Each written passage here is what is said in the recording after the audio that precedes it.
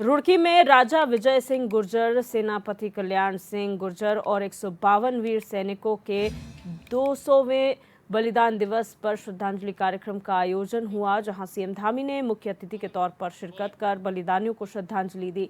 इस मौके पर उनके साथ पूर्व मुख्यमंत्री रमेश पोखरियाल निशंक भी मौजूद रहे।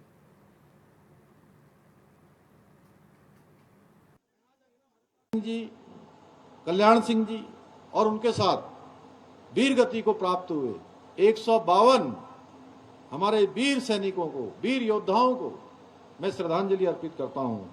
और ये भूमि जो आने वाले समय में, अभी डॉक्टर निशंक जी कह रहे थे कि अनेक अनेक काम यहां पर होने हैं, और अभी आपने कहा, आपसे पहले वाले वक्ताओं ने कहा, मैं 2021 में आया था, तभी से मैंने मन में संकल्प लिया था कि ऐसा स्थान जहां देश की आजादी के लिए 152 योद्धाओं ने एक साथ अपने प्राणों की बलि दी हो, अपने प्राण निछावर किए हो, ये स्थान हमारे लिए कोई सामान्य स्थान नहीं हो सकता। यह हमारे लिए एक तीर्थ स्थान है भाइयों बहनों। यहां पर अनेक प्रकार से तीर्थ स्थल बनना चाहिए। यह ऐसा स्थल बनना चाहिए कि जिसको पूरे भारत के लोग यहां से प्रेरणा लें, हमारी नौजवान पीढ़ी यहां से प्रेरणा ले। ये कुंजा बहादुरपुर की इस वीर भूमि को आप जितनी बार नमन करिए, जितनी बार इसको प्रणाम करिए, उतना कम है, क्योंकि इस भूमि से देश की आजादी का जो बड़ा आंदोलन शुरू हुआ, उस बड़े आंदोलन से पहले बहुत बड़ा आंदोलन इस भूमि ने प्रज्वलित करने का काम किया है। इस भूमि से वो ज्वाला प्रज्वलित हुई है। भाइयों बहनों, यह कुंजा बहादुरपुर भारतीय इतिहास की एक ऐसी वीर भूमि है जिसने 1857 से पहले 2022 और 24 में अंग्रेजी हुकूमत के खिलाफ ऐसा शंखनाद किया कि वो एक नींव पड़ गई, और वही मजबूत नींव भारत को आजाद करवाने का एक माध्यम बनी थी। और उससे पूरी अंग्रेजी हुकूमत पूरी तरह से कांप उठी थी। 3 अक्टूबर 1824 का वो दिन भारत की स्वतंत्रता संग्राम की नींव रखने वाला ऐतिहासिक दिन था, जिस दिन राजा विजय सिंह जी के नेतृत्व में, सेनापति कल्याण सिंह जी के नेतृत्व में 152 वीर सैनिकों ने अपनी प्राणों की आहुति दी थी। उन वीरों के इस महान बलिदान ने जहां एक और स्वतंत्रता की जो मसाल है उसको प्रज्वलित करने का काम किया, और साथ ही आने वाली पीढ़ियों के लिए भी एक आदर्श स्थापित किया। और यह बलिदान उस समय की सबसे बड़ी क्रांति थी। 1857 से 35 वर्ष पूर्व स्वतंत्रता संग्राम का बीज बोने का काम इसी क्रांति ने किया था। यह केवल एक विद्रोह नहीं था, बल्कि राष्ट्र चेतना का एक अभ्युदय था, जिसने अंग्रेजी सत्ता को यह बता दिया कि भारत के सपूत अपनी देश की स्वतंत्रता के लिए किसी भी सीमा तक जा सकते हैं।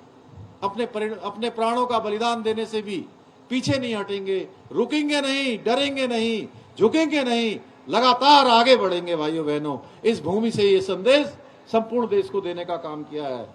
आज का ये दिन हमें याद दिलाता है कि जिस स्वतंत्र भारत में हम सभी सांस ले रहे हैं, उसकी स्वतंत्रता के लिए लाखों करोड़ों ऐसी आत्माओं ने, हुतात्माओं ने अपना सर्वस्व त्याग पर लगाया है, अपना सर्वोच्च बलिदान दिया है। तभी जाकर हम सब आज स्वतंत्र जीवन जी रहे हैं।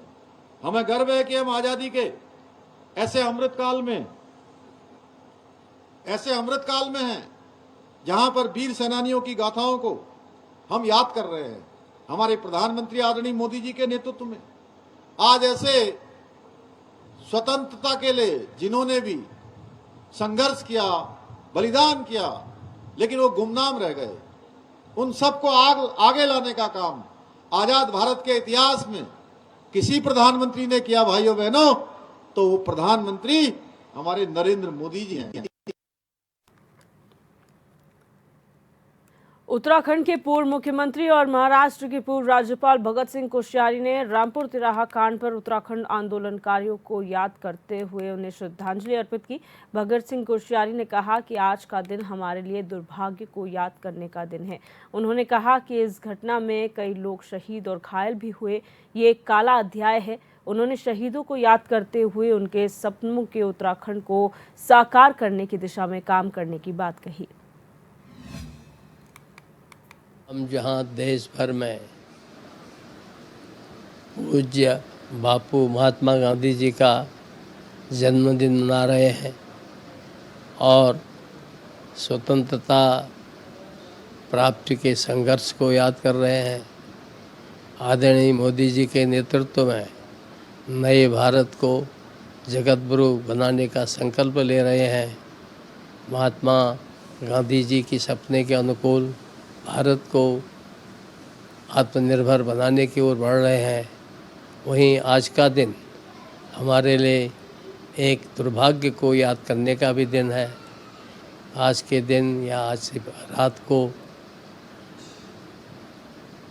रामपुर तिराहे पर जो घटना हुई, जिसमें हमारे अनेकों लोग शहीद हो गए, अनेकों लोग घायल हो गए, महिलाओं की इज्जत छीनी गई, तो ऐसा जो रामपुर तिराहा कांड है उत्तराखंड आंदोलन का, यह एक ऐसा काला अध्याय है और विशेष करके तत्कालीन उत्तर प्रदेश सरकार के का एक ऐसा ये काला कृत्य है कि जिसकी याद हमेशा आती रहेगी।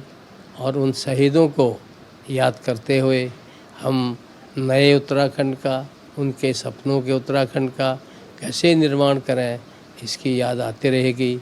मुझे लगता है हम सब लोगों को आज के दिन जहाँ पूज्य बापू के सपनों का भारत बनाना है, वहीं हमारे आंदोलनकारी, हमारे शहीद उत्तराखंडी के लोगों के सपनों को साकार करने के लिए, उत्तराखंड को आत्मनिर्भर बनाने के लिए प्रयास करना चाहिए।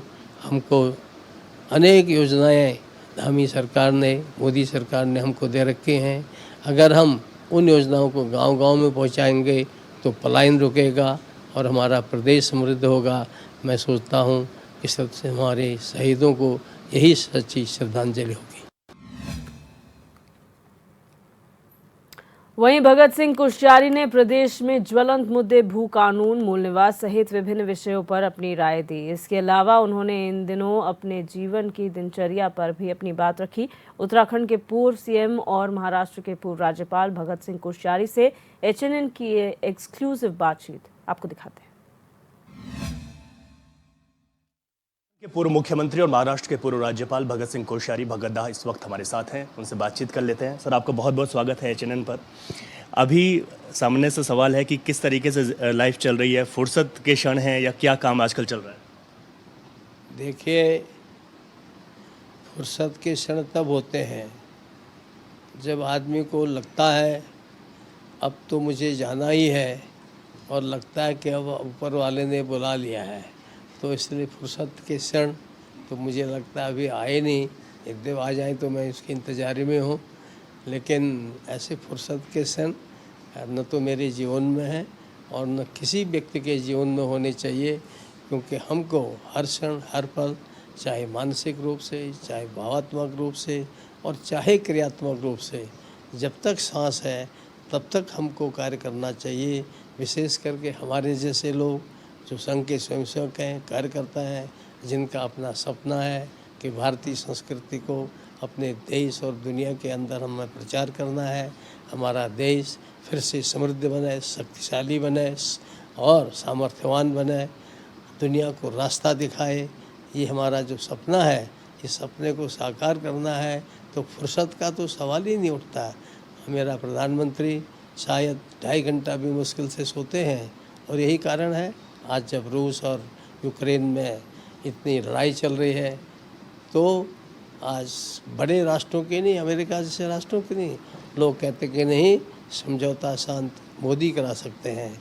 तो ये हमारे एक भविष्य में जो 1947 के बाद 2047 100 वर्षों के बाद भारत कैसा हो, इसका जो सपना देखा जा रहा है उसके लिए मुझे लगता है किसी को भी, हमारे सामान्य से सामान्य नागरिक को भी, किसी को भी फुर्सत के लिए ज़्यादा नहीं करना चाहिए इंतज़ार, और हमें घर बाहर प्रदेश को, देश को, गांव को, सबको समृद्ध बनाने के लिए आगे बढ़ना चाहिए। मुझे लगता है कि आज चूँकि महात्मा गांधी जी की जयंती है तो इस दिन पर यदि हम स्वराज्य के, अपना राज्य यानी हम अपने आप में आत्मनिर्भर हैं, ऐसा भारत बनाने के लिए अगर हम संकल्प लेंगे तो मुझे लगता है कि वो हमारे लिए आदर्श होगा। यही सब चीज़ें हैं सर जो नए लोगों को प्रेरणा देती हैं। जब आप महाराष्ट्र से लौट रहे थे तो हर जगह एक सुर्खियाँ थी, क्या है भगत दा का रिटर्न प्लान, तो आपने पुस्तकें भी लिखी हैं, और क्या अभी लिखने के लिए वक्त मिल जाता है अच्छा, या उस पर भी काम हो रहा है? नहीं, मेरा ये दुर्भाग्य है या सौभाग्य है कि मुझे जनता छोड़ती ही नहीं है। तो हाँ, मेरे पास बहुत से लोगों ने किताबें लिख डाली हैं। अब मैं कब लिखूंगा मैं नहीं कह सकता, लेकिन अध्ययन मैं शुरू से समय निकाल के करता रहता हूँ, थोड़ा बहुत जितना होता है। तो अभी भी जब समय मिलता है थोड़ा, क्योंकि मेरे पास सुबह से शाम तक जनता आती है, कार्यक्रमों में लोग मुझको बुलाते हैं, तो स्वाभाविक है कि समय की कमी रहती है, लेकिन तो भी थोड़ा बहुत अध्ययन तो मेरा शौक़ है बचपन से ही, वो मैं करता रहता हूँ। सर, प्रदेश में एक मुद्दा है इस वक्त, भू कानून और मूल निवास 1950 की बात हो रही है। कुछ युवा हैं जो इस आह्वान को लेकर सड़कों पर भी हैं। आपकी टिप्पणी से बहुत महत्वपूर्ण बन जाती है, ये कितना ज़रूरी और किस तरीके से इस पर काम होना चाहिए? देखिए, हमारे यहाँ उत्तराखंड में एक थोड़ी सी जो कमजोरी है, ताकत भी है, कमजोरी भी है, दोनों चीज़ें हैं कि हम सब लोग किसी चीज़ की गहराई में नहीं जाते हैं। मुझे पता था जब उत्तराखंड आंदोलन चलता था तो 2-4 नारों को लगा करके ही लोग आंदोलित होते थे, लेकिन जब मुझे आरएसएस से छोड़ करके, जिम्मेदारी छोड़ के बीजेपी की जिम्मेदारी दी गई और कहा गया कि इसका समग्र अध्ययन करो और उसके बाद हम उत्तराखंड बनाएंगे तो भविष्य में क्या करेंगे, इसका एक प्रारूप बनाओ, तो मुझे लगता है कि हमने उस दिशा में प्रयास किया और आज प्रदेश उस दिशा में आगे बढ़ रहा है। और इसलिए ये जो भू कानून का सवाल है, ये भू कानून मेरे विचार से जो खंडूरी जी ने, आदरणीय जनरल खंडूरी जी ने अपने समय में बनाया था, वो पर्याप्त था और वो ठीक था। अब बीच में कुछ परिवर्तन हो गए हैं जिससे लोगों में आक्रोश है, तो मुझे लगता है कि मुख्यमंत्री धामी जी ने ये वचन दे रखा है, वो तैयारी कर रहे हैं कि नया कानून और सख्त आए। पर मैं बार बार लोगों से ये कहता हूँ कि भाई, हम सब लोग देश भर में फैले हुए हैं, विदेशों में फैले हुए हैं उत्तराखंड के लोग, और उस नारे के माध्यम से कहीं न कहीं संकीर्णता का बोध न हो। और हमारे यहाँ लाखों लोग 4 धाम आते हैं, लाखों लोग और दूसरे तीर्थों के लिए आते हैं, हिमालय में पर्यटन के लिए आते हैं, तो ये हमारा इसमें एक बहुत ही बैलेंस, संतुलित विचार होना चाहिए। और मुझे लगता है कि क्योंकि युवा तो युवा है, स्वाभाविक है कि उसको कोई अच्छा नारा दे जाए, लोग उसके पीछे चलने देंगे तो लग देते हैं। मुझे लगता है कि उनका मार्गदर्शन करना चाहिए, उनके साथ बैठना चाहिए और बात करके उनको समझाना चाहिए, और जो अच्छी बात है उसको स्वीकार करते हुए आगे बढ़ना चाहिए। तो बात की हमने भगत सिंह कोश्यारी जी से महत्वपूर्ण मुद्दों पर, और उन्होंने बताया भी किस तरीके से प्रदेश हित में ये तमाम जो चीज़ें हैं, तमाम जो काम है, उनको आगे बढ़ाया जाना चाहिए। अपने सभी अन्वेष के साथ रवि कैंतुरा, HNN, देहरादून।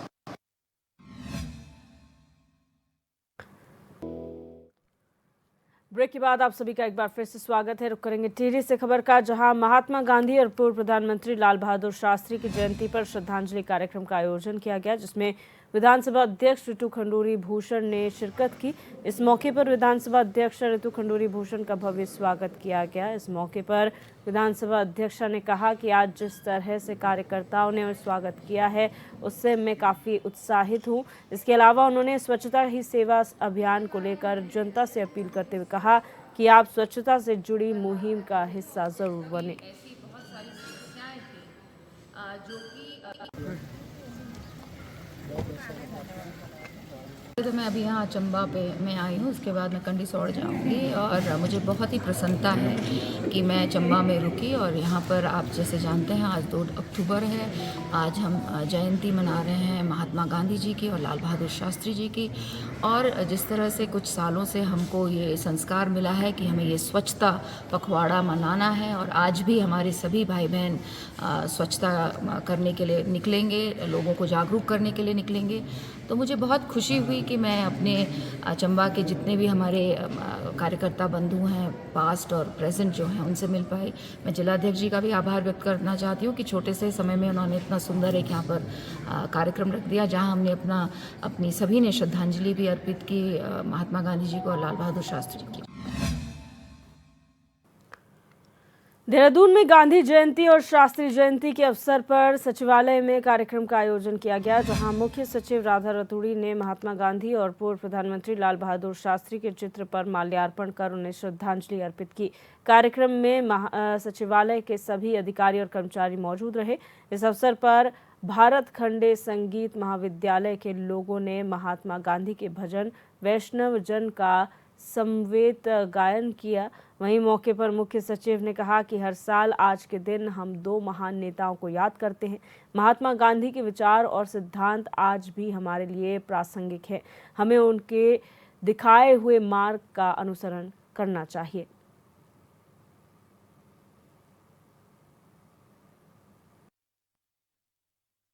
आज हम 2 महान नेताओं को यहाँ नमन करते हैं, गांधी जी और शास्त्री जी। और अभी आप लोगों ने जो भजन गाया वैष्णव जन, अगर उसके शब्दों पे ध्यान दें तो वो एक फिलॉसफी है, एक पूरा दर्शन है उस गीत में। और गांधी जी का प्रिय भजन भी था और उससे हम लोग अपने जीवन के लिए बहुत सारे मूल्यों को आत्मसात कर सकते हैं। वैष्णव जन जो तेने कहिए पीड़ पराई जाने रे, जो दूसरे के दुख को समझ सकता है वो है वैष्णव जन।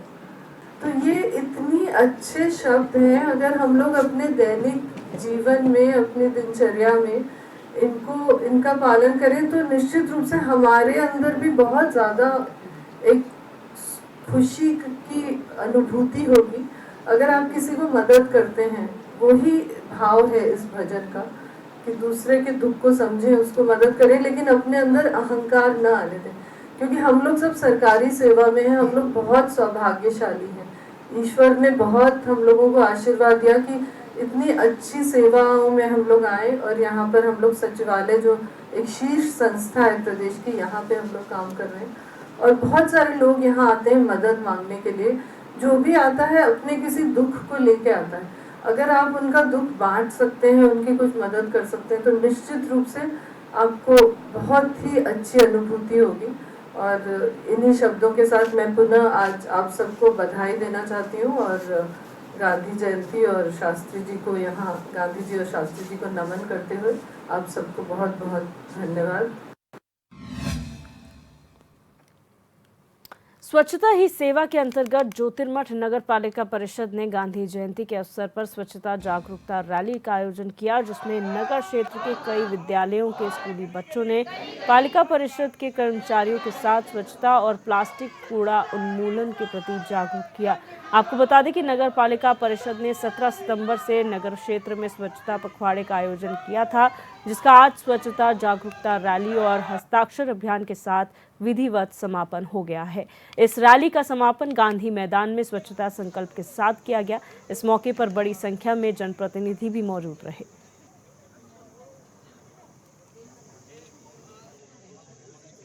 पालिका संस्था में सबसे प्रथम स्थान है और विगत वर्षों से लगातार दूसरा प्राइज नगर पालिका ज्योतिर्मठ को मिल रहा है। और इसमें सभी नगरवासियों को बहुत बहुत धन्यवाद दूंगा कि आप लोगों के द्वारा स्वच्छता में भाग लिया जा रहा है। और नगर पालिका का जो कार्यक्रम ये 17 सितंबर से सफाई पखवाड़ा का चल रहा था, आज गांधी जयंती के शुभ अवसर पर इसको समाप्त कर दिया गया है आज। तो मैं सभी लोगों से एक बार पुनः अपील करूंगा कि अपने घर को स्वच्छ रखें, जिससे हमारा स्वास्थ्य ठीक रहेगा। और सबको गांधी जयंती एवं लाल बहादुर शास्त्री की जन्मदिन की हार्दिक शुभकामनाएं।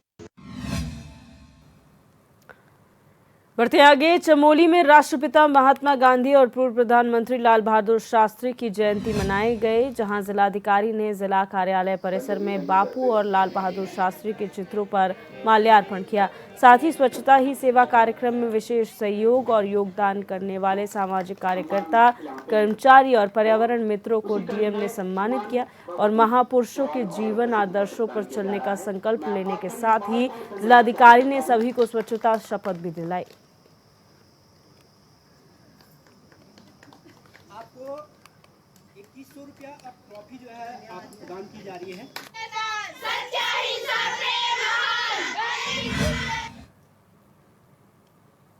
सरोवर नगरी नैनीताल में उत्तराखंड क्रांति दल ने मुजफ्फरनगर कांड में शहीद हुए आंदोलनकारियों को श्रद्धा सुमन अर्पित करते हुए उन्हें याद किया। इस दौरान उन्होंने कहा कि राज्य बनने के 22 साल बाद भी प्रदेश के पहाड़ी राज्यों की हालात जैसे के तैसे बने हुए हैं। राज्य में भ्रष्टाचार चरम पर पहुंच गया है। प्रदेश सरकार पहाड़ के जल, जमीन और जंगलों का दोहन कर रही है। वहीं पहाड़ को बचाने के लिए उन्होंने युवाओं से एक बार फिर से आंदोलन करने का आह्वान किया है, ताकि प्रदेश विकास के पथ पर आगे बढ़ सके।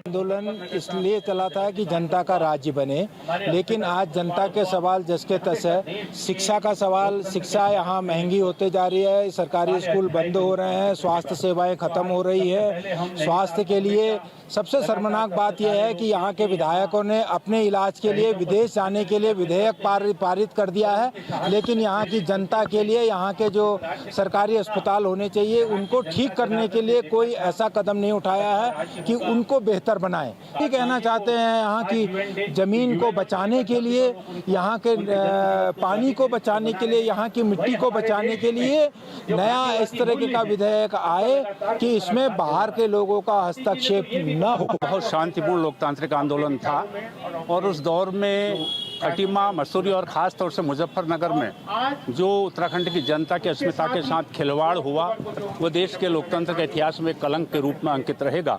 तो ये जनता हमेशा प्रतिरोध करती रही है, तब से लेकर आज तक। हम हमेशा नैनीताल में भी बैठते हैं और जगह भी लोग उनको श्रद्धांजलि अर्पित करते हुए जो पूरे प्रदेश में जिस राज्य का सपना देखा था, जहां महिलाओं की प्रमुख भूमिका है, महिला विरोधी कार्य न हो, एक जनमुखी राज्य बने, ये सारी चीज़ें आज के एजेंडे में हैं।